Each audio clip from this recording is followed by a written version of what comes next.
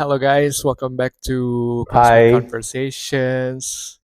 Kita sekarang episode ke-5, and we are entering a new Wow. month.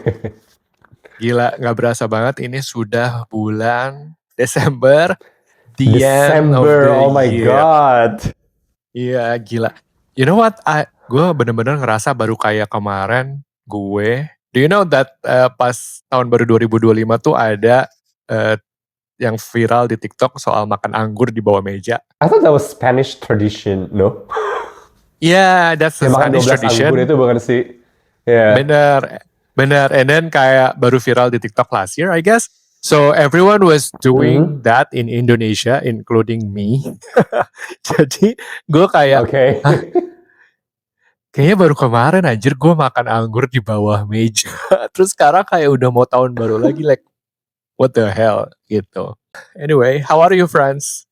Not too bad. Well, I'm in Doha. Yeah, as usual. Oh, Just reported sick from my flight because, well, I really am truly sick. oh, really? Oh, so you're not feeling good right now? Not too bad, but whenever I see you guys, I always feel good. Anyways, so you guys are my Oke. medicines. Wow, oke tuh buat yang ngedengerin episode hari ini, one of our hosts is actually not feeling okay but still making time to do this. So give a round of applause for France. Because we love you guys, so you guys matter. So I'm just happy to see you guys here. Betul. Kita hari ini mau bahas apa nih Pak Frans? Kita mau bahas Love and enmity. Jadi tuh kita tuh bakal diskusi mengenai trauma yang mungkin orang tua kita pernah gak sadar kasih ke kita, dan juga manifestasinya di love relationship yang kita punya. Dan kalian pernah gak sih dengar tentang love styles? Ada yang kayak physical touch gitu-gitu kan.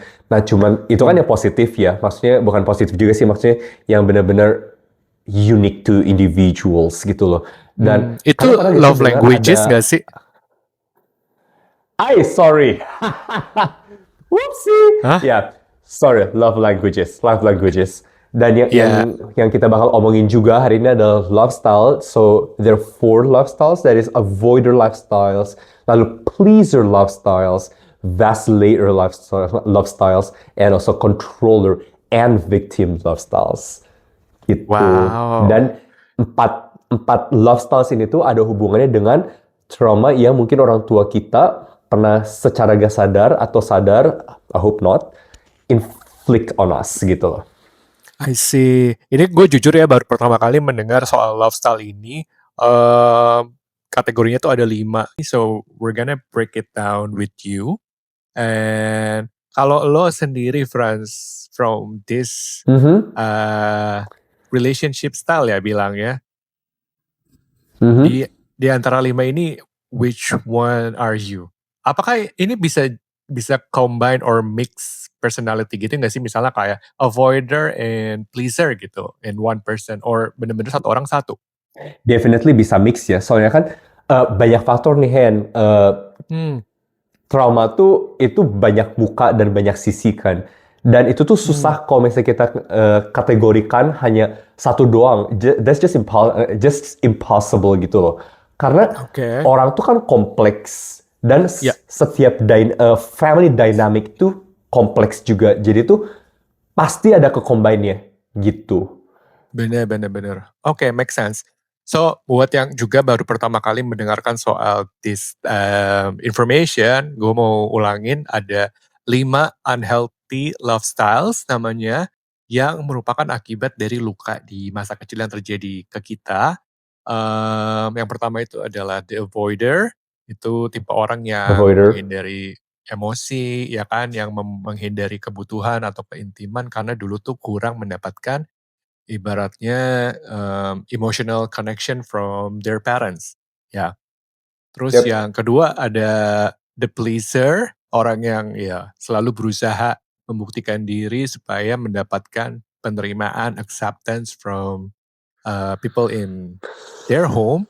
Terus ketiga ada the vacillator, Ini kata yang Vacillator, yeah. baru buat gue.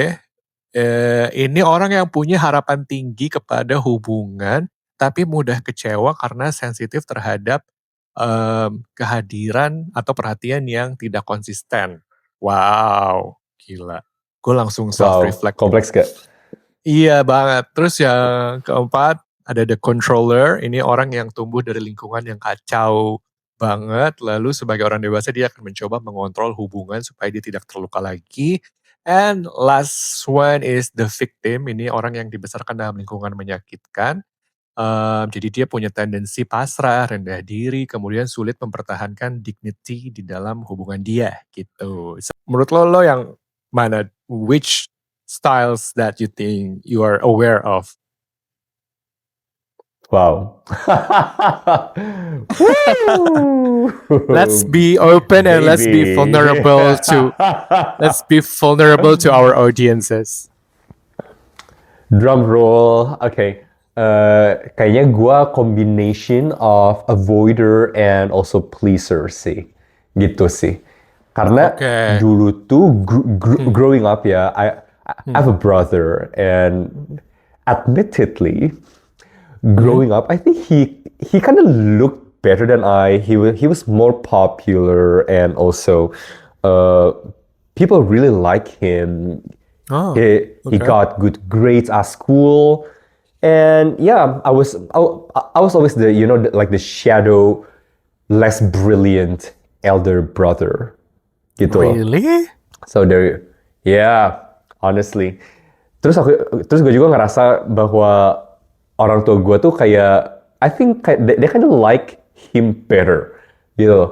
Karena dia lebih penurut, lebih nggak berontak anaknya gitu loh, lebih nggak nakal lah kalau misalnya orang ngomong gitu. So Emang lu nakal? they like him better. Dulu gue nakal. Oke. Gak nyangka ya, gitu loh. Jadi tuh gue belajar bahwa untuk mendapatkan perhatian dan juga adoration and some love dari orang tua gue tuh gue harus benar-benar perform nih, harus benar-benar jadi achiever, harus juara, Right. harus skillful, harus brilliant, just like my younger brother is. Gitu Wow, loh. oke. Dan juga ini tuh nyambung sama avoider. Jadinya tuh kan gue jadi hyper independent kan karena gue menyibukkan diri dengan kelas-kelas gue. Dulu anak-anak kalau disuruh les dipaksakan, kamu harus les piano, kamu harus les ini, harus les itu. Kalau gue enggak, gue justru I ask for them. Ini gue dulu ya, gue dulu ada les piano, ada les kaligrafi, lalu ada les melukis, ada les Mandarin, Inggris, matematika, lalu ada Gila. erhu itu kayak Chinese violin, and also Chinese flute as well. Ada berapa tuh, Hen? Lu itu enggak? Nggak tahu, banyak banget, gila. Gila. So Banyak banget. basically 3 instruments, 2 foreign language, lalu 2 academical gitu loh. Dan on top see. of that, I was quite active in church. I used to play as a pianist before they actually kicked me out from the church. We can talk about that in another session. Gitu loh. Jadi Right. I was extremely busy, high achieving kids just to get some kind of attention from my parents. Lalu ini tuh See. it kind of bleeds out in how I navigate the dynamic of my relationship gitu loh. So Okay. yeah, Well, that's yeah, okay. that's what I am. Lu yang mana nih? Buka kartu juga, jangan gua aja. Oke guys, jadi sekian episode kita kali ini. Jangan pergi. I think if I can be very honest, gua definitely the pleaser ada di gue. Pleaser. And then kedua itu kayaknya the vacillator. Iya. Vacillator. Okay. Iya.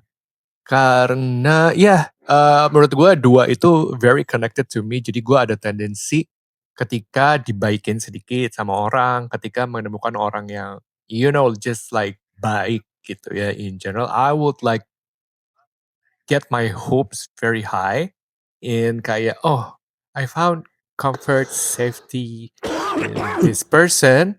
Terus supaya orang itu nggak pergi atau supaya the feeling is reciprocate, gue keluar the pleaser-nya tuh. Jadi gue akan coba perform kayak, do things and stuff like that to make sure the person stays gitu. So it's definitely me for the past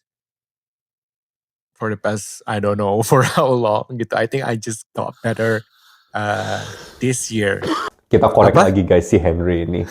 Emang lu Okay. pernah ngapain aja sih buat orang-orang ini yang pernah bikin lu jatuh cinta kayak gitu? Jatuh cinta gak sih itu namanya? Nah, Something like that lah. Emang lu good pernah ngapain aja question. sih? Okay, Guys, okay, gue open your ears, listen to this. okay, gue nggak pernah considered having a relationship for a serious relationship ya before 2022. Jadi long story short sebenarnya dulu banget gue selalu beranggapan bahwa I'm just gonna stay single forever because I love being single. And then di 2000 gue lupa pokoknya before COVID I fell in love, I fell very hard. Aduh gimana ya, gue takut orangnya denger juga sih tapi intinya adalah saya Gak apa ditinggal dong. nikah. Oh, ditinggal nikah. Oh my god, so painful. Itu bisa dibikin kayak drama loh. Oh my god, I'm so sorry. No, I'm so sorry. it's okay. Anyway, It's totally udah in the past sekarang. I don't know if I can go into details, tapi intinya adalah I was very disappointed and I was very hurt. Kayak okay. anjir lah, gue tuh selama ini mikir gue gak mau nikah, sekalinya gue jatuh cinta ternyata kayak gini gitu kan. Gue decided untuk single lagi gitu. Sampai akhirnya 2022 gue mulai kayak memutuskan untuk I wanna open up my heart again. Anyway, to answer your question biar gue gak kemana-mana adalah tendensinya satu, gue tuh dulu bisa pernah sampai keluar negeri just to spend time with this person. Wah, randomly, impulsively gitu ya. Terus juga banyak hal yang kayak misalnya as simple as gue ngajak ketemuan orang gitu ya yang gue suka, terus orangnya nggak bisa gitu kan. Ketika orangnya Mhm. text back satu kali terus ngajak ketemuan, I will like drop everything untuk ketemu orang ini. Even pernah ada satu waktu gue lagi traveling ke luar negeri dan gue tuh lagi harusnya Mhm. ada meetings, but then I lied, terus kayak gue bilang, I'm sorry, gue lagi sakit segala macam, just to spend time with the person gitu. Ini by the way akumulasi, Yang bener, ya wow. ini akumulasi cerita yang berbeda-beda, tapi intinya adalah itu contoh-contoh yang kecil banget gitu. And then kayak misalnya dulu nggak ada duit apa segala macam, pas orangnya ulang tahun, I would like kayak beliin barang yang out of my reach just to try to impress the person gitu ya. Gitu sih gila. And then kayak makanya sekarang I'm like, oke, gue gak mau terlalu menggebu-gebu, gue gak mau terlalu kayak beyond the extreme to do something to a person yang mungkin juga belum even sure about my present in their life gitu. Tuh guys, itu namanya bucin gak sih orang Indonesia ngomongnya? Iya, banget, banget. How about you? How did the avoider style or the pleaser style affect your relationship in the past? Manifestasinya adalah ya, Kalau Franz, by the way, pacarnya banyak, guys. enggak juga ya, enak aja. Kalau saya nggak berpengalaman. Jadi itu hampir selalu ya di hubungan tuh, Ya. I always play this role of a parent gitu loh, kayak babying my partner. Maksudnya bukan gue pangku-pangku, gue susuin gitu. I see. Bukan gitu guys. Jadi itu selalu gue yang kayak outplay role of a consultant, lalu always try to be the bigger person gitu loh. Jadi kan itu kayak performative ya. Nah ini tuh ujungnya adalah gua tuh jadi kayak I kind of quite avoid being so intimate gitu loh. And then I would try to preserve the dignity in a post-trophy Okay. of a consultant or a parent in a relationship gitu loh.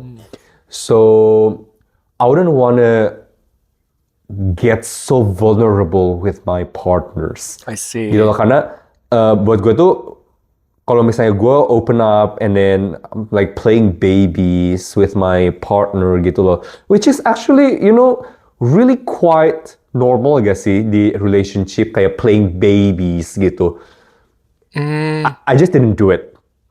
I just kind of relented when I was watching a history documentary about Catherine the Great, this Russian empress. Yeah. Lalu dia tuh nulis surat sama pacar-pacarnya gitu with her lovers, and then they actually wrote in cute tones like playing babies with each other. I was like, okay, so even an empress did it.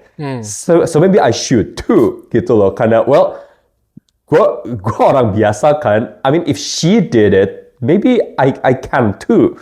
Dan di sanalah gue mulai relented gitu loh, mulai lebih relax sama pasangan gue at that given point of time. Lalu pleaser ini juga ada hubungannya sama avoider ya, at least in my case gitu loh. I always strive to be that perfect boyfriend. I would always try my best to look good.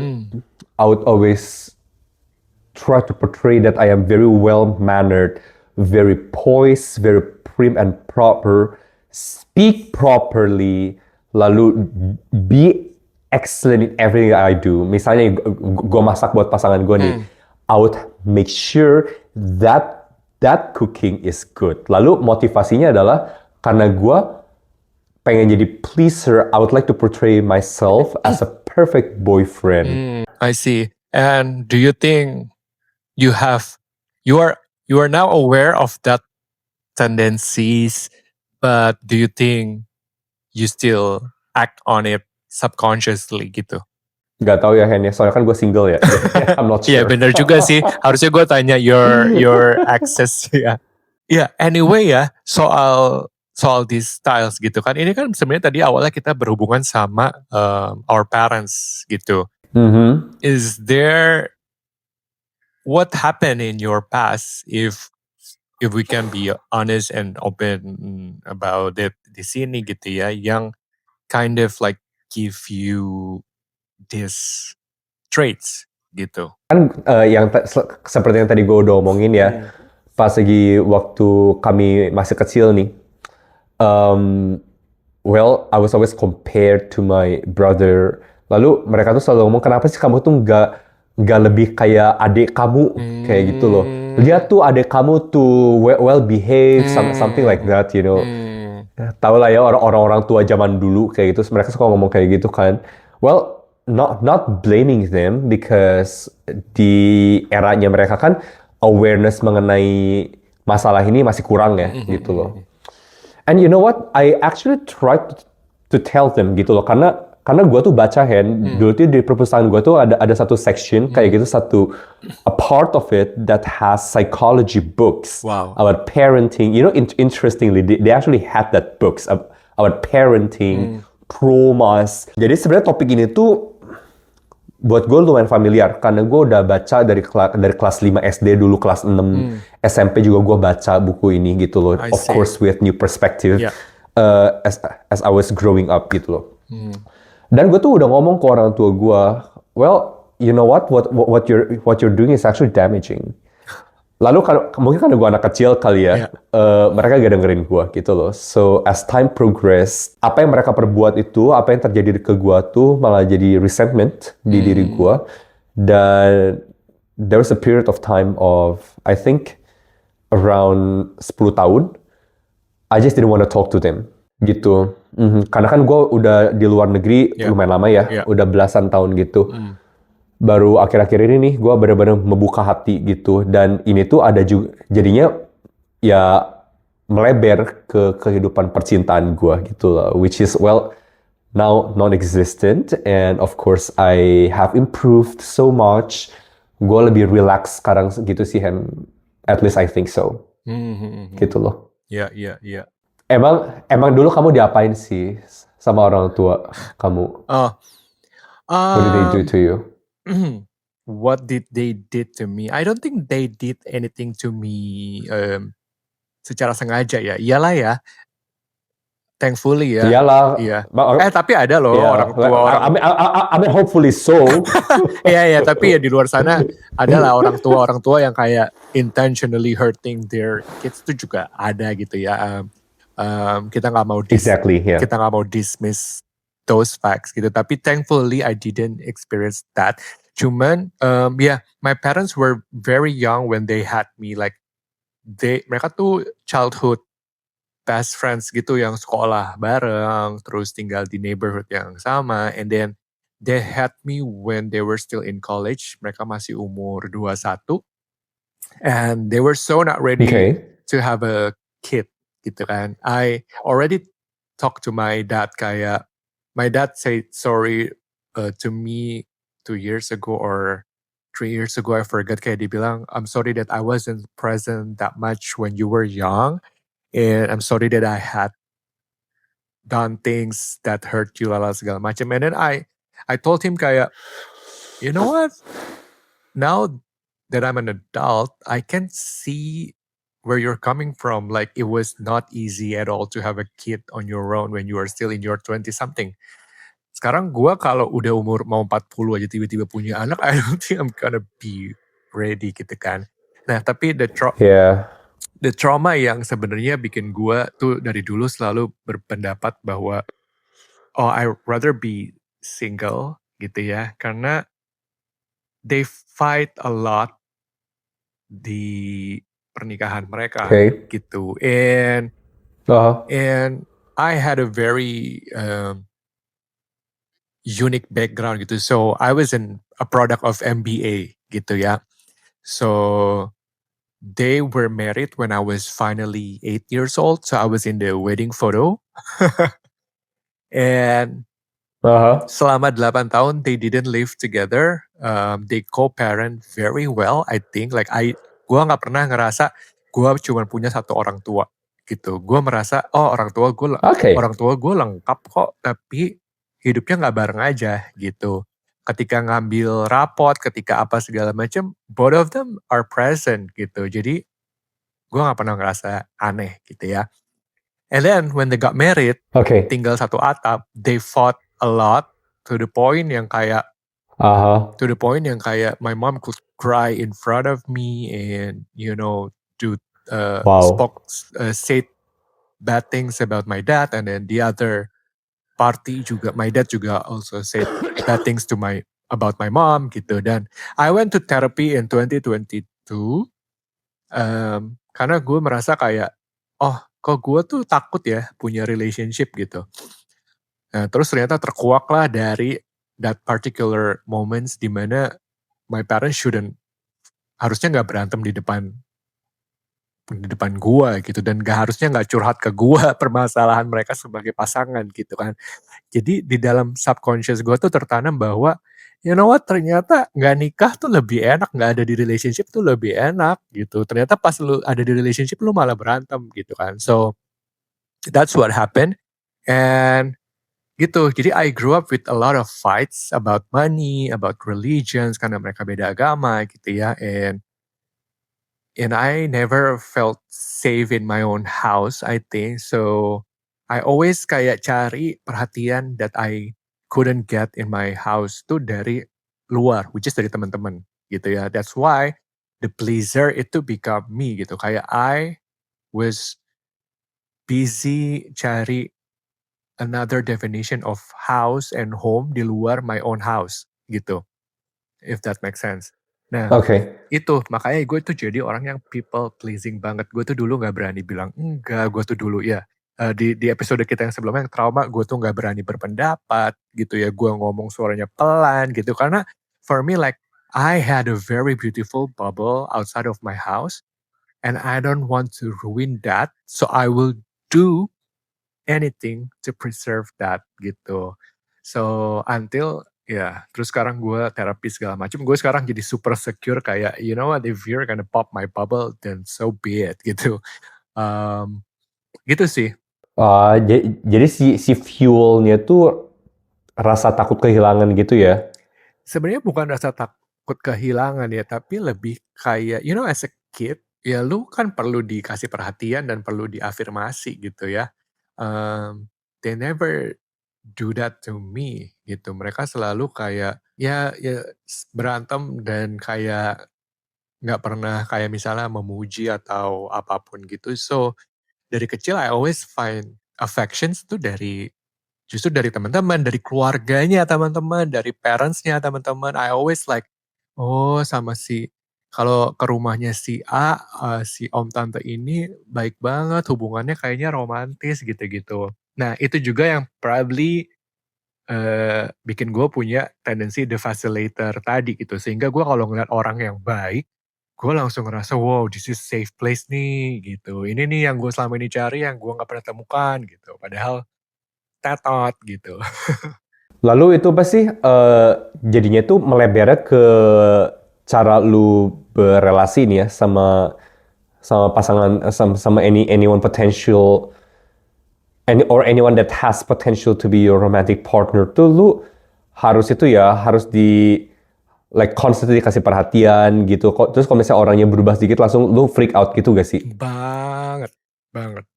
Kayak kayak kayak Oh, gue gitu. ngerasa, mmm, gue tuh kalau misalnya orangnya pergi, gue tuh orang yang kayak cepet move on gitu sebenarnya ya. Tapi what I don't like adalah ketika, gue kok nggak dapet lagi nih perhatian yang gue harusnya dapatkan karena gue udah berbuat baik sama orang ini, gitu. Soalnya sebenarnya guys ya, hubungan romantik itu kan sebenarnya mirip sama pertemanan nih, ya gak sih? Hmm. Like it's actually a form of friendship, but of course to different level, Hmm, and also like this is like a different side of friendship ya. gitu loh. Just wanna clarify that. Nah, kalau misalnya si orangnya nih akhirnya tiba-tiba cold towards you, lalu ngomong, you know what, your performance was not enough. Has that ever happened before? They never Since lu kan orangnya performatif banget nih. Yeah, they never said that to my face explicitly sih, tapi Uh, I always assume that's what happened. And I learned the hard way that that is not what happened, karena it's all based on assumptions. okay. At least ya. Soalnya kalau gak tau ya, kalau misalnya gua pikir sih Hmm. dari cerita lu, terus kalau misalnya orangnya ngomong, you know what you have done is not enough. Itu tuh kayaknya kayak itu ouchy banget gak sih buat lu? Hmm, banget. Jadi kita tuh belajar ya bahwa awareness tuh benar-benar penting banget guys. Jadi misalnya nih, kalian punya pasangan, lalu kalian mungkin sebelumnya belum tahu nih mengenai hal ini, dan sekarang kalian udah tahu. Bisa kalian diskusiin sama pasangan kalian, traumanya apa sebelumnya, lalu si love style-nya tuh apa, dan just to avoid hurting him or hurting her deliberately or undeliberately gitu loh. Karena despite of that ya, misalnya nih kalian lagi iris daging nih, terus jari kalian kebeset sama Ya. pisau, kayak kepotong lah Hmm, gitu. Itu tuh sakitnya sama guys, sama kalau misalnya ada orang yang sengaja motong jari kalian tuh sakitnya sama. bener. So deliberately or not deliberately, they're just equally painful. Makanya kenapa tadi gue ngomong awareness itu penting. Makanya Hen, ini bukan gue korek-korek itu ya, masa lalu lu ya, atau cerita pribadi lu gitu Iya, loh. enggak. Gue hanya pengen ngasih tahu ke orang-orang, it's just very important to be aware. Biar kalian tuh gak nyakiti orang lain sebisa mungkin gitu loh. Yes, bener. I totally agree with that. That's why I went to, again, therapy for, I don't know, berapa lama, berapa kali gitu ya. Tapi I'm so grateful that I am where I am right now. Jadi, gini, Mhm. tanda-tanda orang yang sudah ibaratnya do their homework adalah we don't react when someone do or say something to us. we respond. Apa sih bedanya responding and reacting? Reacting adalah ya ketika lo ada masalah, ada orang ngomong sesuatu, lo dengan mudah tersulut emosinya, and then lo jawab gitu ya dengan tanpa tanpa mikir dulu, tanpa apa dulu gitu. Itu it's very normal, yes, tapi sebenarnya the better way adalah is for you to respond. Jadi yang namanya respond itu butuh waktu gitu. Ketika orang ngomong sesuatu, ya kadang-kadang lu coba absorb dulu, coba self-reflect dulu gitu kan, and then ini tuh perkataan dia bener atau enggak, kita digest dulu ya kan. Kalau perkataan orang tersebut nggak bener, ya udah kita kayak makan bubble gum, kita lepeh aja gitu. Tapi kalau perkataan orang tersebut kayak, oh iya ini ada benernya nih, then we improve ourselves gitu. And kita bilang thank you sama orang ya, thank you untuk masukannya segala macam. And you know what? Gini deh, setiap kali kalian mengalami konflik dengan pasangan, to assess what Mhm. your trauma is, what your relationship style is, gitu ya. Pause dulu. Pause 2 detik, 3 detik kayak inhale, exhale 10 detik. Kalau perlu kayak menjauh dulu dari orangnya, terus kayak bilang, "Give me time to process this," gitu ya. Dan kalau kalian ada jadi pasangan yang ketemu sama orang tersebut misalnya kayak lo tahu ya, ada orang-orang yang punya tendensi kalau ada masalah harus diomongin sekarang juga, diselesaikan sekarang juga, gitu. That is for me quite unhealthy sih. Karena kalau bisa sebenarnya, ya udah kita go our separate ways dulu, kita pulang merenung, and then kita come back dengan, oke konklusinya adalah I think gini gini gini gini, gitu. So yeah, awareness is such a homework and for everyone I think. It's true, gitu loh. Jadi guys, misalnya nih, kalian nih udah kerasa, udah gatel nih, pengen teriak sama pasangan kalian, Hmm. pengen ngomong kasar nih, misalnya, loh, kayak gitu. Sensor, sensor, sensor. Anyway, kayak kayak gitu ya. Hmm. Jangan guys, karena kata-kata yang udah dilontarkan itu nggak bisa ditarik balik. Meskipun mungkin ntar kitanya minta maaf ya, Ya. sakitnya tuh udah terjadi, gitu Ya. loh. Misalnya kalian nih, bayangin kata-kata tuh kayak batu. Hmm. Kalian lempar tuh batu ke pasangan kalian, luka dong pasangan kalian. Mm-mm. Terus pas lagi dianya udah berdarah, sorry, terus kalian tuh pengen betadin, ya tetap sakit kan, ya gak sih? Hmm. Dan kalau misalnya luka pun, terus sembuh, tuh tetap ada bekasnya, Hmm. gitu loh. Ya, benar. Luka di kulit masih bisa dikasih krim-krim penghilang bekas luka, bisa di laser, bisa diapain.